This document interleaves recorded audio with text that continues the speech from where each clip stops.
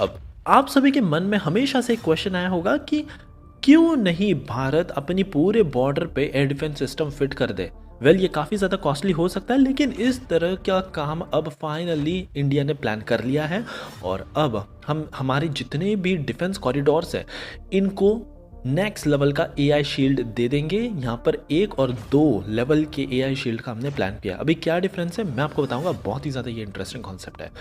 हमारी अगली खबर पाकिस्तान के प्रेसिडेंट की तरफ से आई है।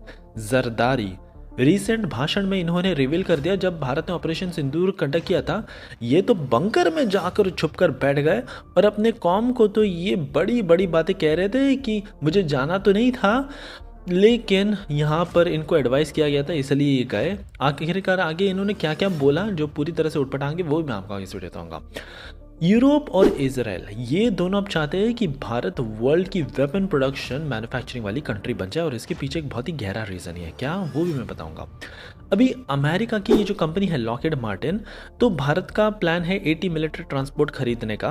और इस एयरक्राफ्ट को खरीदने के लिए ये जो ब्राज़ील की कंपनी एम्ब्रेयर बहुत पीछे पड़ी है भारत के, लेकिन अब लॉकहीड मार्टिन भारत के सामने फाइनल आ चुकी है और कह रही है कि अरे आप उनको ट्रस्ट मत करो, हम आपको टेक्नोलॉजी ट्रांसफ़र भारत में लोकली मैन्युफैक्चर करना स्टार्ट कर देंगे, और हमारे में तो एआई टेक्नोलॉजी भी डाल रखी है।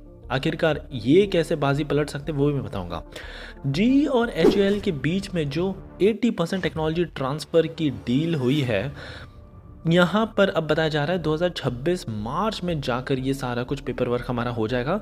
1-2 इंजन स्टार्टिंग में अमेरिका से ही आएंगे और फिर उसके बाद हमारे देश में पहली बार इतने अत्याधुनिक इंजन की मैन्युफैक्चरिंग स्टार्ट हो जाएगी। मिनिस्ट्री ऑफ डिफेंस की तरफ से भी बड़ी अपडेट आई है।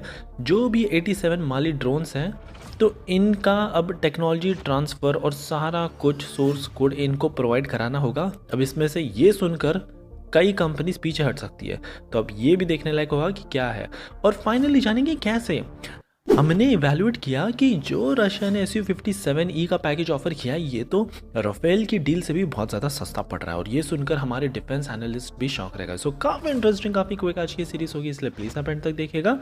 विदाउट एनी फर्दर डिले बढ़ते हमारी पहली खबर की तरफ से, जो आ रही है इंडिया के डेडिकेटेड एयर डिफेंस शील्ड की तरफ से। अब हमने डिसाइड कर लिया है हमारे जितने भी यहाँ पे डिफेंस कॉरिडोर्स हैं बॉर्डर इलाकों पर, सबसे पहले तो जो चाइना और पाकिस्तान पर फेस करते हैं सब में डाल देंगे हम हमारा एयर डिफेंस सिस्टम। और यहाँ पे 2 लेवल के होंगे। एक होगा यहाँ पर हम ऑटोमेटिक गन्स और कई तमाम ऐसी एआई टेक्नोलॉजी वाले छोटे सिस्टम्स डालेंगे जो इजीली टारगेट्स को पहले मारेंगे, लेकिन मान लीजिए अगर ये बच गया तब जाकर आएगा काम हमारा दूसरा सिस्टम, और यहाँ पर हमारे लॉइटरिंग म्यूनिशंस और मिसाइल अपना कमाल दिखाएंगे। अभी फिलहाल एक्सप्लिसिटली कौन से सिस्टम्स को हम डालेंगे इसके ऊपर तो चर्चा नहीं की जा रही है, लेकिन ऑफकोर्स डायरेक्ट एनर्जी वेपन जो लेज़र टेक्नोलॉजी है वो तो जाने ही वाली है, ये दुश्मनों की बैंड बजाएगी। हमारी अगली खबर पाकिस्तान के प्रेसिडेंट जरदारी की तरफ से आई है। अब रिसेंट भाषण में इन्होंने रिवील किया, जब भारत ने ऑपरेशन सिंदूर कंडक्ट किया था तब इनको एडवाइस किया गया था कि तुम जाओ बंकर में जाकर छुप जाओ, और ये जाना तो नहीं चाहते थे। आगे ये कहते हैं कि यहाँ पर मुझे लीडर की तरह मरना था, बंकर में जाकर नहीं। ये बहुत बड़े बड़े भाषण करते हैं अपनी कौम के सामने, लेकिन सबको पता है कि असलियत में क्या है। वैसे मैं आपको बता दूं आगे तो ये भी कह रहे थे कि इन्होंने भारत के 80 से ज़्यादा ड्रोन्स मार गिराए हैं। इसके अलावा भारत ने एक बड़ी गलती कर दी थी जब इन्होंने नूर खान एयरबेस पर अटैक किया था, और उसके बाद इन्होंने रिटेलिएट करना स्टार्ट किया। लेकिन रिटेलिएट का सबसे ज़्यादा असर किसके ऊपर पड़ा ये भी पूरी दुनिया को पता है। हमारी अगली खबर यूरोप और इसराइल की तरफ से आ रही है। अब ये चाहते हैं भारत बन जाए वर्ल्ड की लार्जेस्ट वेपन प्रोडक्शन लाइन। क्यों? इसके पीछे काफ़ी रीजंस है। सबसे पहले तो जो अभी रिसेंटली वॉर सब चल रहे हैं तो कई तमाम जो डिफेंस मैन्युफैक्चरिंग की फैक्ट्रीज है इनके देश में बहुत इफेक्टेड है, खास करके इसराइल में कुछ फैक्ट्री इफेक्टेड है। लेकिन यही अगर एक दूसरी लाइन होती इनकी भारत में, इनको कंटिन्यूस वेपन मिलता रहता। इसराइल ने भी यही सोचा, और अब दोनों ही भारत के ऊपर प्रेशर डाल रहे हैं, क्योंकि भारत के पास सब कुछ है। हमारे पास स्किल्ड अनस्किल्ड लेबर है, पूरा डिफेंस ये कॉरिडोर है, इसके अलावा कॉम्प्लेक्स सिस्टम्स है, missile, radar, UV, artillery, electronic warfare equipments, और ये भारत लार्ज प्रोडक्शन कर सकता है अनलाइक इसराइल या यूरोप जो कि काफ़ी लिमिटेड है। हमारी अगली खबर लॉकहीड मार्टिन की तरफ से आई है। आपको पता ही होगा भारत चाहता है 80 मिलिट्री ट्रांसपोर्ट प्लेन्स को खरीदने के लिए।